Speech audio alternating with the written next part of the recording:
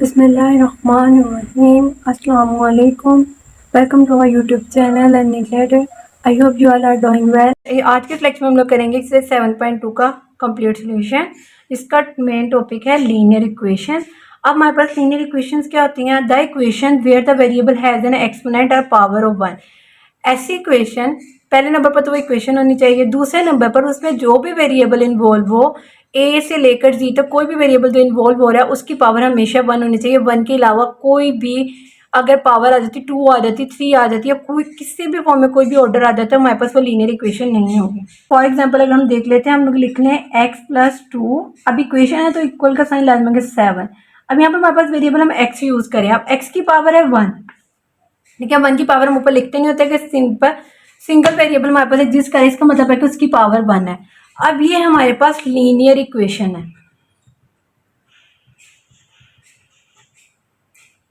ठीक है। इसमें इक्वल का साइन आ रहा है, मीन इक्वेशन भी है, और जो वेरिएबल यूज हो रहा है उसकी पावर भी 1 है, तो ये हमारे पास लीनियर इक्वेशन बन गई। लेकिन अगर हम लोग देख ले, कोई एग्जाम्पल अगर मैं लिख लूँ x+x² इज इक्वल टू 7। अब वेरिएबल तो यूज हो रहा है, इसमें जो वेरिएबल यूज हो रहा है ये क्या हो रहा है, इसमें x की पावर स्क्वायर आ गई, तो ये भी हमारे पास नॉट लीनियर हो जाएगी, क्योंकि हम लोगों ने कहा कि जब भी कोई भी वेरिएबल यूज हो उसकी पावर 1 होनी चाहिए। या हमारे पास आ जाए square root x is equal to 4। अब भी ये ऑर्डर आ गया, इस फॉर्म में भी अगर एग्जिस्ट हो तो ये भी नॉट लीनियर होगी। किसी भी फॉर्म में x डिनोमिनेटर में चले जाए, x की पावर 2 आ जाए, 3 आ जाए, या x के ऊपर स्क्वायर रूट आ जाए, क्यूब रूट आ जाए, कुछ भी आ जाए, नॉट लीनियर इक्वेशंस होंगी। लीनियर इक्वेशन होगी सिर्फ जब x की पावर या कोई भी वेरिएबल हम यूज करें उसकी पावर 1 होगी। मतलब हम क्वेश्चन की तरफ मूव करते हैं। हमारे पास फर्स्ट क्वेश्चन है आइडेंटिफाई द लीनियर इक्वेशन। अब हमने इनमें से लीनियर इक्वेशंस बतानी है। इसका पार्ट नंबर 1 है 4x+5 इज इक्वल टू 8। अब यहाँ पर हमारे पास वेरिएबल यूज हो रहा है x, इसकी पावर है 1। इट्स मीन ये हमारे पास कौन सी इक्वेशन है? Linear equation. Linear equation.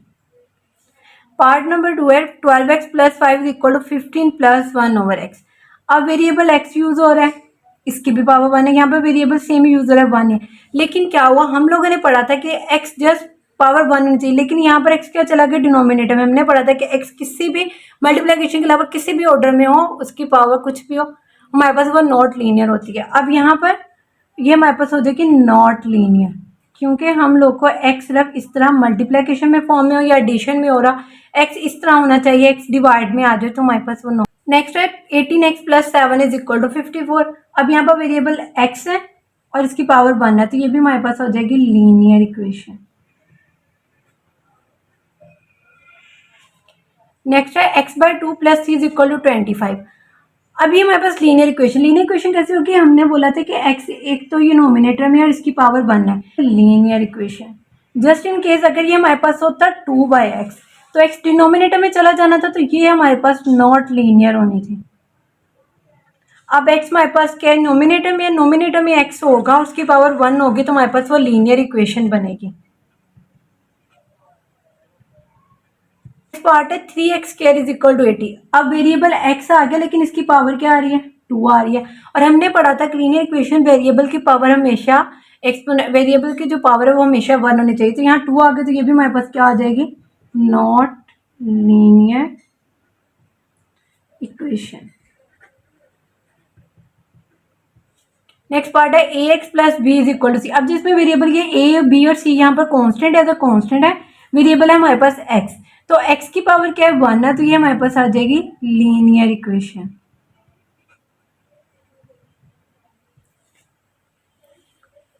Last part है a√x+6 इज इक्वल टू 9। अब हमारे पास वेरिएबल x तो है, लेकिन इसके ऊपर स्क्वायर रूट आ गया, और हमने कहा था कि x की पावर 1 के अलावा किसी भी ऑर्डर में तो हमारे पास लीनियर नहीं होती, तो ये भी इक्वेशन हो जाएगी नॉट लीनियर इक्वेशन। 2 है construct the following linear equations. अब उन्होंने हमें सेंटेंसेस दे दिए। सिमिलरली 7.1 की तरह हम लोगों ने इसमें इनको इक्वेशंस की फॉर्म में लिखना है, और ये स्पेसिफिकली होंगी लीनियर इक्वेशन। इसमें वेरिएबल जो भी इन्वॉल्व होगा उसकी पावर 1 ही होगी। When a number n increase by 8 the result is 18। When a number n उन्होंने हमें नंबर दे दिया n लिखा, increase mean addition by 8, when a number n increase by 8 the result is it mean equal to 18. Second part है when a number y is decrease by 7. Similarly number उन्होंने हमें y दे दिया, y decrease mean minus by 7, the result is mean equal to 14. When a number y is decreased by 7, the result is 14. Third part है the sum of two consecutive numbers is 29. Consecutive का number होता है ये के बाद दीगर आने वाले. लाइक अगर मैं लिखूं 1 के बाद 2 आता है, इट्स मीन ये कंसेक्टिव नंबर्स आ रहे हैं.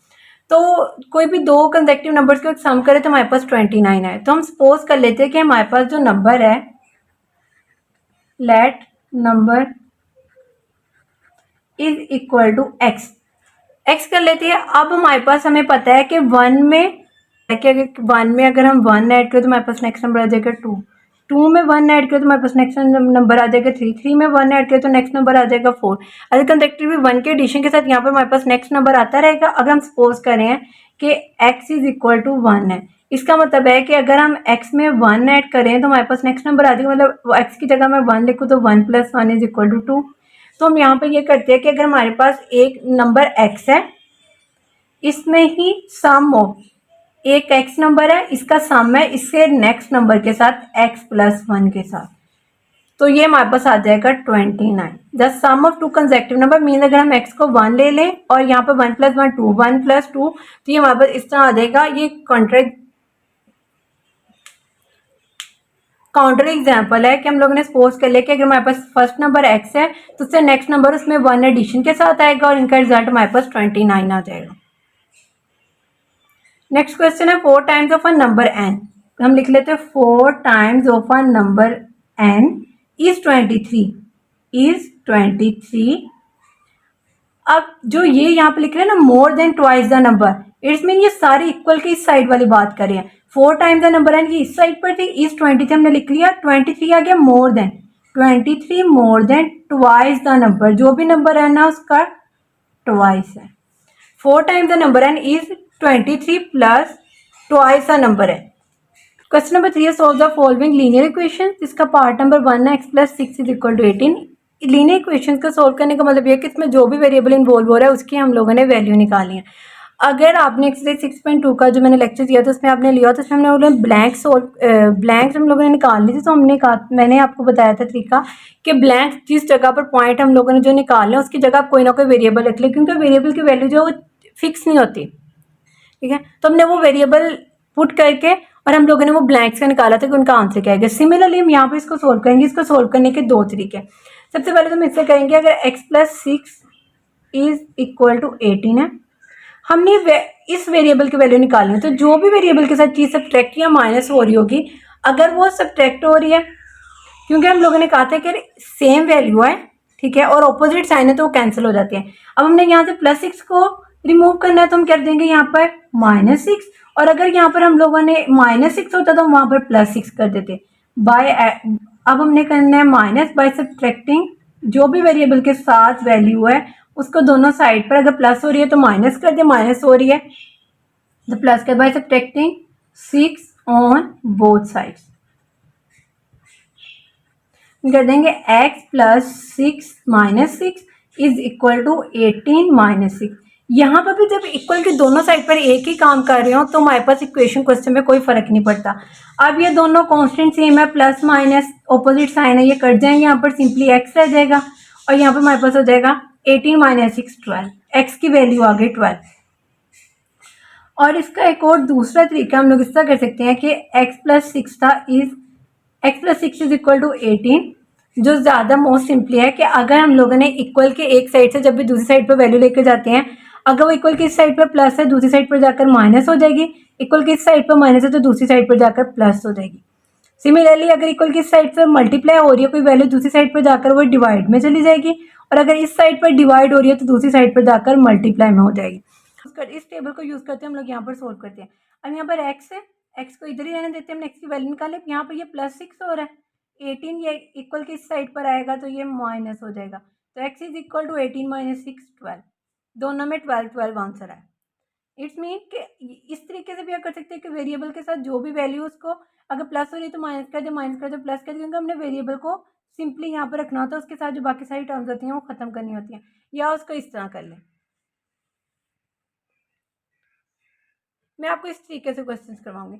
अब नेक्स्ट है x plus 13 is equal to 20। Simply x इधर ही रहा, 13 इधर प्लस हो रहा है, 20 इधर एज इट इज, इक्वेशन की साइड इक्वल की साइड पर 20 एज इट इज, इधर प्लस 13 हो रहा था, इधर आकर माइनस 13 हो जाएगा। x is equal to 20 minus 13 is equal to 7। अब नेक्स्ट पार्ट है 5a minus 5 is equal to 20। अब ये जो 5 है ये तो वेरिएबल a के साथ ही सोल्व होगा। हम सबसे पहले क्या करते हैं, यहाँ पर ये जो कांस्टेंट है इसको इस साइड पर कांस्टेंट के साथ लाकर सोल्व कर लेते हैं। 5a is equal to 20 as it is, minus of equation की साइड पर माइनस में था, इधर आकर ये प्लस हो जाएगा, ये आ जाएगा 5a 20 प्लस 5, ये आ जाएगा 25। अब यहाँ पर जो ये 5 है ये a के साथ मल्टीप्लाई हो रहा है। मैंने आपको यहाँ पर टेबल में बताया था कि जो भी चीज़ इस साइड पर मल्टीप्लाई हो रही है कि वो दूसरी साइड पर जाकर डिवाइड हो जाएगी। तो a इधर एज इट इज रह जाएगा, यहाँ पर 25 एज इट इज। अब 5 इधर a के साथ मल्टीप्लाई हो रहा था लेकिन वो इधर आकर डिवाइड में आ जाएगी टर्म, तो ये आ जाएगा 5 1 ज़ा 5, 5 5 ज़ा 25। यहाँ पर हमारे पास a की वैल्यू आ जाएगी 5। नेक्स्ट पार्ट है a minus 15 is equal to 20। Simply a इधर ही रहेगा, 20 एज इट इज, यहाँ पर माइनस 15 है, दूसरी साइड पर जाकर प्लस 15 हो जाएगा। a is equal to 20 plus 15 हो जाएगा 35। पार्ट नंबर 5 है 2x plus 5 is equal to 35। Similarly question number 3 की तरह पहले हम कांस्टेंट को सोल्व कर लेंगे। 2x इधर ही रहेगा, 35 इधर प्लस 5 से इधर जाकर माइनस हो जाएगा। 2x is equal to 35 minus 5 30। Similarly जहाँ पर 5 ऐसे यहाँ पर 2x के साथ मल्टीप्लाई हो रहा है, यहाँ पर जाकर ये डिवाइड हो जाएगा। x इज इक्वल टू 30/2, 2 1 ज़ा 2, 2 1 ज़ा 2, 2 5 ज़ा 10, तो x की वैल्यू हमारे पास आ गई 15। नेक्स्ट पार्ट है 3n minus 8 is equal to 39। अब इसको हम सिमिलरली वैसे ही कर लेते, 3n इधर ही रहेगा, 39 इधर माइनस 8 हो रहा था, उधर जाकर प्लस 8 हो जाएगा। 3n as it is, 39 plus 8 हमारे पास हो जाएगा 40 47। अब 3n के साथ मल्टीप्लाई हो रहा है, n एज इट इज रह जाएगा, 3 इस वाली साइड पर आकर डिवाइड हो जाएगा। अब इसको हम डिवाइड कर लेते हैं, 47 3 3 1 ज़ा 3 1 7 3 5 ज़ा 15 2। तो ये हम लोग इस तरह लिखते हैं, quotient into remainder divided by 3, n is equal to 15 into 2/3, और ये हमारे पास n की वैल्यू के। क्वेश्चन नंबर है the sum of x and its double 12, find the number. अब उन्होंने बोला कि कोई नंबर x है और इसी का डबल है, जब इन दोनों को सम करते हैं तो हमारे पास आंसर 12 है। तब हमने x की वैल्यू निकाली है। हमारे पास हम रिक्वायर्ड नंबर उन्होंने हमें क्या दिया है, required number is equal to x according to condition. According condition अब हम अपनी इक्वेशन बना लेते हैं।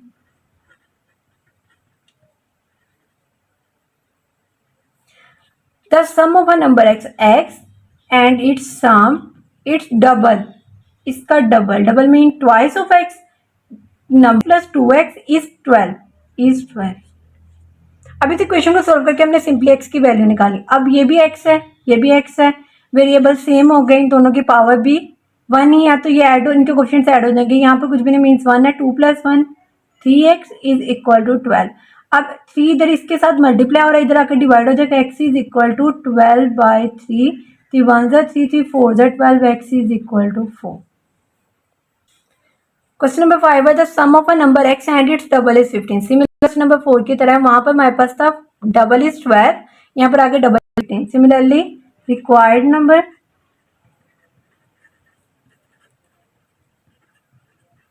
Is equal to x according to condition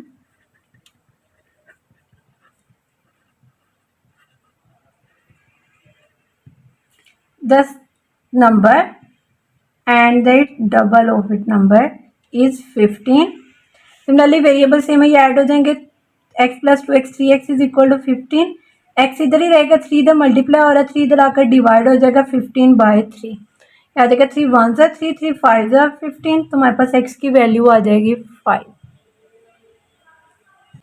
question number 6 है 5 times of a number x is 100। अब हम यहाँ तक पहले करते हैं, 5 times of a number x means 5x is 100, is 100।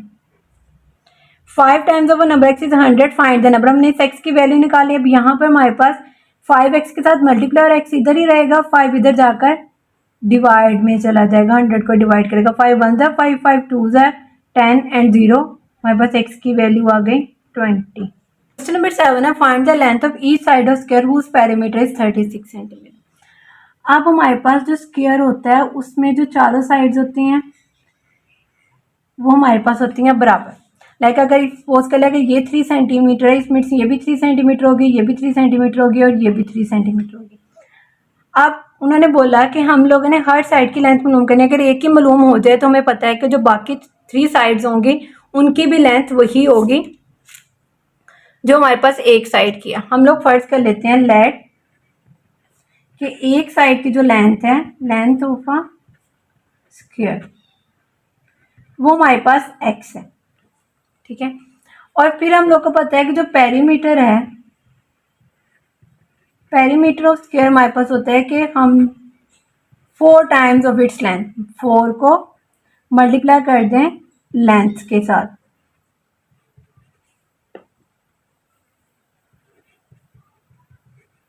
याद आएगा। अब हमने लेंथ ऑफ अ साइड क्या हम लोगों ने बताई x, तो ये 4 हो जाएगा x, तो हमारे पास पेरीमीटर आ गया ये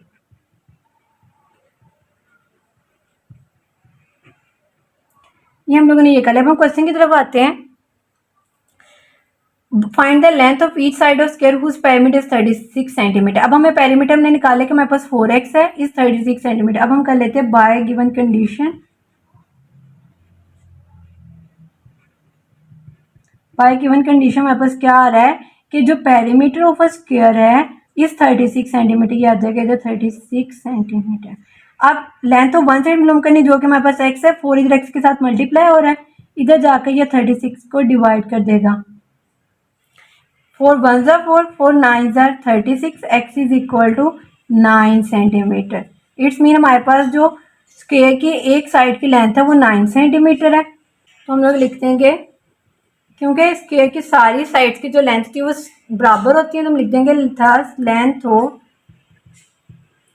each side of square is 9 centimetre. जब एक स्क्वायर में सारी लेंथ बराबर होती हैं, जब एक साइड की 9 सेंटीमीटर, इसका मतलब है कि हर साइड की जो लेंथ है वो 9 सेंटीमीटर होगी।